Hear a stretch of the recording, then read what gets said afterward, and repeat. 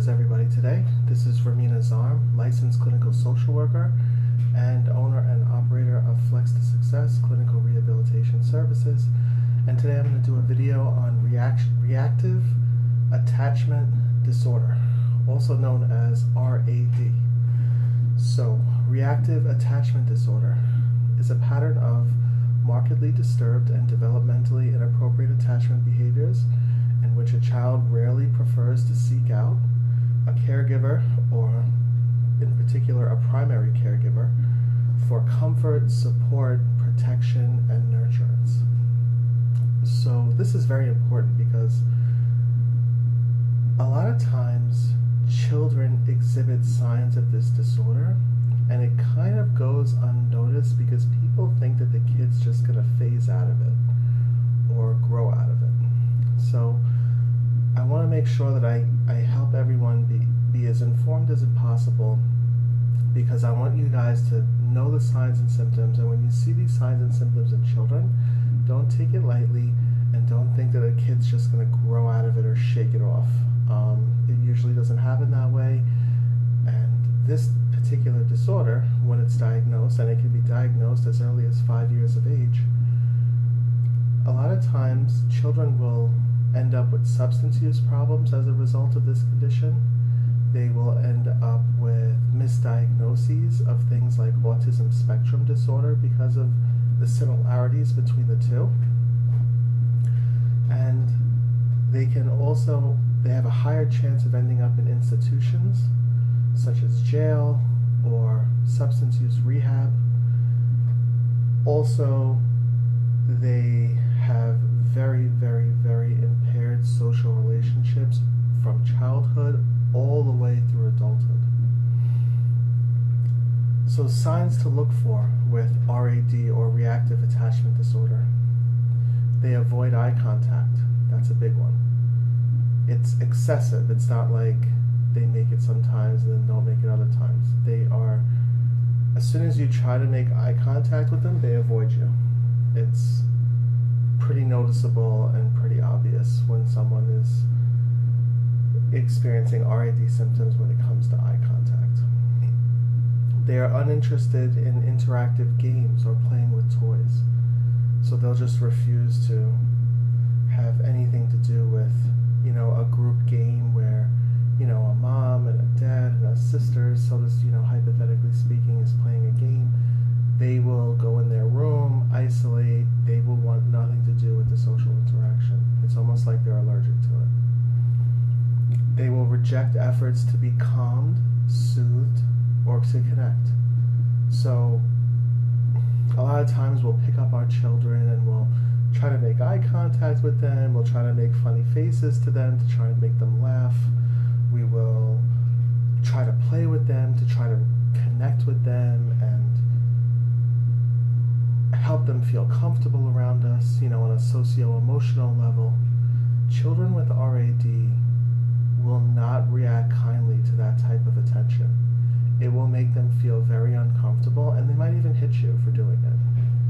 They can physically attack you for doing it. They might bite you for trying to do it with them. And this might come off as extremely bizarre behavior. Just so you know, there is a method to the madness. There is an explanation for it. That explanation is reactive attachment disorder. Another sign is that the child will cry inconsolably. So no matter how much you try to comfort that child, no matter what you try to do to make this child stop crying, they'll just keep crying and crying and crying and crying. And it can be absolutely mind-blowingly nerve-wracking to have to deal with that. But if you're experiencing that, take your child to get checked out, because there's probably more to the story than just a little colicky baby. There might be some severe attachment issues that you have to be prepared for and you have to be educated on, so that you can help to care for this child to the best of your ability to give that child the best chance at life. Failure to reach out when picked up. So when you go to pick up a child and they lock their arms. Now there are other disorders such as autism spectrum disorder where children will do that. There's oppositional defiant disorder where children will do that. Whatever you're trying to do, they'll just oppose it to be defiant. But there's all different reasons for why kids do it. Kids with reactive attachment disorder are opposed to physical contact. They don't like to be touched, they don't like to be hugged, they don't like to be kissed, they don't like to be carried, they don't like to be, tossed up in the air and caught, like some people like to play with the kids and they toss the kids in the air and catch them. I don't like doing that with kids, God forbid something happens, but there are people that like to play with kids that way, and a child with RAD will hate that. They will be totally, opposed to it. They will be avoidant of it. A lot of the normative behaviors that children tend to engage with adults in, the reactive attachment disorder child will be avoidant of those behaviors. So when they see it going on, they'll go the other way. They'll try to isolate themselves and go as far away from what's going on as possible because they don't want to be a part of it. They will try to attract attention sometimes by acting out. So when I say attention, just because they're not into physical touch doesn't mean that they don't want any attention at all. Just because they don't make eye contact with you doesn't mean that they don't want your attention, period. They still want your attention, but they want your attention on their terms. So they might act out and get you to hit them, and they'll, that's attention for them. Like, okay, I was punished, I was hit. They're not going to like that type of attention, but sometimes they seek out negative attention just to seek out any attention at all. Children need attention. There's been extensive studies done where children have been deprived of attention, and there are specific traits that you can see in the child as a result of neglecting that child or depriving that child of social attention. One thing that you'll see is that the child will no longer seek out the attention. And the reason why this is important is because one of the criterias, and I'm going to get into this a little bit later, but one of the criterias for RAD is a primary caregiver who is emotionally abusive and neglectful. Many times this disorder will be exasperated or will be triggered to develop because a caregiver was neglectful, avoidant, or just refused to provide for the child's basic needs on a consistent basis. And that can very quickly lead to reactive attachment disorder, where the child just can't form appropriate social relationships with other people. Another sign to look for is the child will sometimes become physically aggressive when touched, like we were talking about before. So if you try to hug them, put your arm around them, kiss them, just hold them, if they don't want it, they might hit you. Now, they're not always like that. So kids with RAD, sometimes they want to be hugged. It's rare, but sometimes they want to hug, sometimes they want to kiss, sometimes they want to be held, sometimes they want to be played with. It's just extremely rare and minimal. For the most part, they avoid those types of behaviors, but it's not like so excessive that they're like that every single second of every single day. There will be times where they actually want attention. It's just not often. So those are the signs to look for. And then I'll segue now into the DSM criteria. So criteria A is the child will rarely or minimally seek comfort when distressed. So something will happen that will upset the child, and instead of them coming to you for protection or to be held or to be soothed, they'll just want to go off by themselves and sit in a corner somewhere and not be bothered and just cry it out and do what they have to do. Also, the child rarely or minimally responds to comfort when distressed. So if they are upset and you try to comfort them when they're trying to avoid you, they just might not even respond to it. They might just totally ignore you like you're not even there. Sometimes they hit, sometimes they ignore. So the child will have to have both of those criteria in order to receive a diagnosis of RAD. Those criteria are mandatory. minimally seeking comfort when distressed, and minimally responding to comfort when distressed. Criterion B, they must have 2 out of these 3. All 3 are minimal social and emotional responsiveness to others, limited positive outlook or positive affect, episodes of unexplainable irritability, sadness, or fearfulness that occurs during peaceful, non-threatening interactions with adult caregivers. So they would have to have 2 out of those 3, as well as a mandatory of the other 2 that I mentioned. And then the last criteria is criteria C, and they only need 1 out of 3 of these. And the criteria are social neglect or deprivation due to consistently not having basic needs met, repeated changes of caregivers that limit opportunities for attachment, and raising children in unusual settings such as an institution. So if they've had 1 of those 3,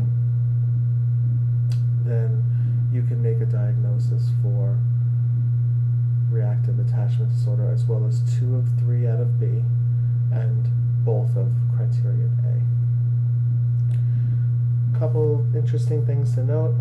You must see signs before the age of 5 that the child is having some unnatural development traits, and like the signs that I mentioned before, you would start seeing those before age 5, at least some of them.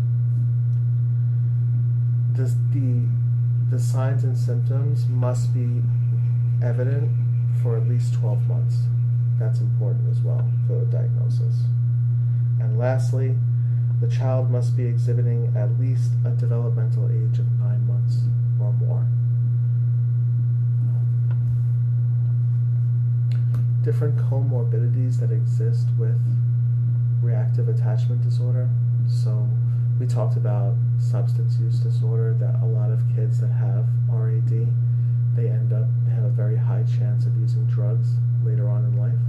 They have a very high chance of breaking the law, ending up in jail, and they also have a very high chance of not ever experiencing what it's like to be in an emotional, intimate relationship.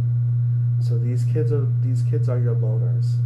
They're your loners who act out, who sometimes commit crimes, who sometimes break the law, who sometimes engage in alcohol and substance use to cope with how outcasted they feel in society.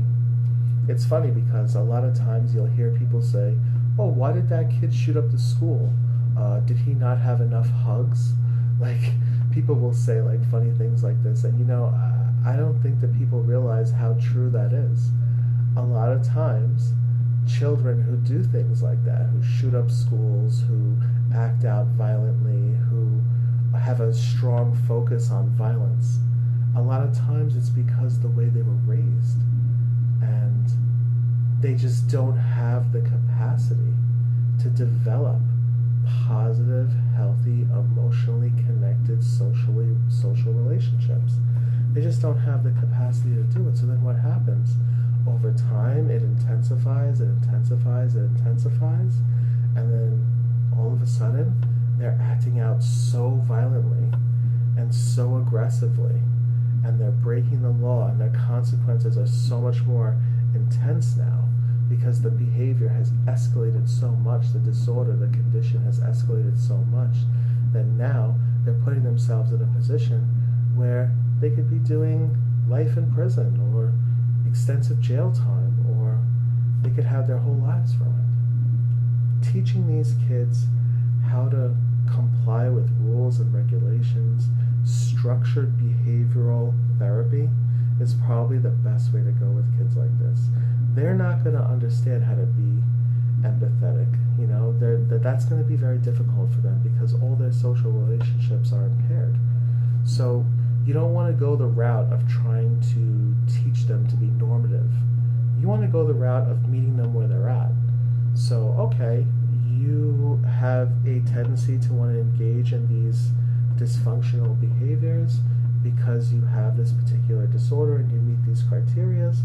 All right, well then I'm going to teach you how to play the game of life so that you can stay out of jail, so you can stay out of rehab, so you can live a functional life and be a functional member of society. I'm going to teach you the rules of how to adapt and how to get through life by not doing these certain things, or instead of doing these things that you want to do, like acting out, I'm going to show you some different things that you can do that will actually promote a healthier lifestyle and push you towards success rather than a life of negative consequences. So that's my suggestion in terms of therapy to use for kids who have been diagnosed with RAD, and I think that's about it. So, hey, thank you everyone for taking the time out to listen to this presentation. And one other thing I wanted to mention before I forget. So I had said that autism spectrum disorder has some similarities with RAD, reactive attachment disorder.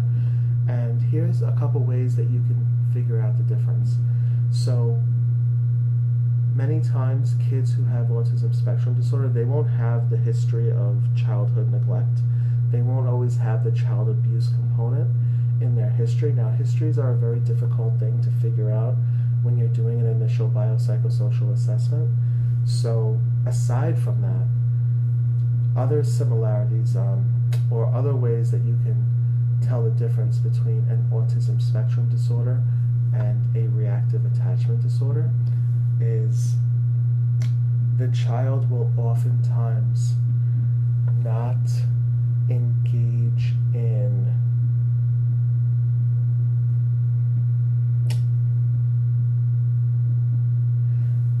the rituals that the autism spectrum child engages in are not present in the reactive attachment disorder. Sorry, I had to take a second to figure out how to say that and where I wanted to go with that, but that's actually one of the main things to tell the difference. So in autism spectrum disorder, you'll have very ritualistic, repetitive behaviors that the child will engage in order to function through life. In reactive attachment disorder, they don't have that same repetition. They don't need to rely on rituals and repetitive behaviors in order to function through life. The behaviors aren't as repetitive.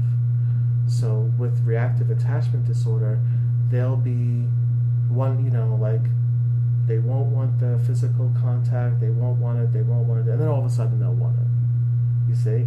Whereas autism spectrum disorder, everything's a lot more fixed and set in stone and permanent. So that's another way that you can tell the difference between the two illnesses. And one similarity that causes some misdiagnosis between RAD and ASD is that both of these conditions, the child will do hand flapping and rocking. So with autism spectrum disorder, you'll see hand flapping and rocking. Also with reactive attachment disorder, you'll see hand flapping and rocking. And that's a very, many people jump to the conclusion that their child has ASD when they see the hand flapping and rocking. So it's one of the primary ways that it gets misdiagnosed. So just to keep that in mind, that you might see those behaviors with somebody with RAD, but then they'll fade out over time. Whereas somebody with the autism spectrum disorder, those behaviors will be pretty fixed throughout adulthood for the most part. Okay? Again, thank you everyone for taking the time out to watch this video. Please like and subscribe. I am trying to blow up this channel. I am trying very diligently to share these videos with as many people as possible and get as many likes and subscribers as possible, and of course views. So if you know anyone that you feel like could benefit from my videos, please feel free to share them.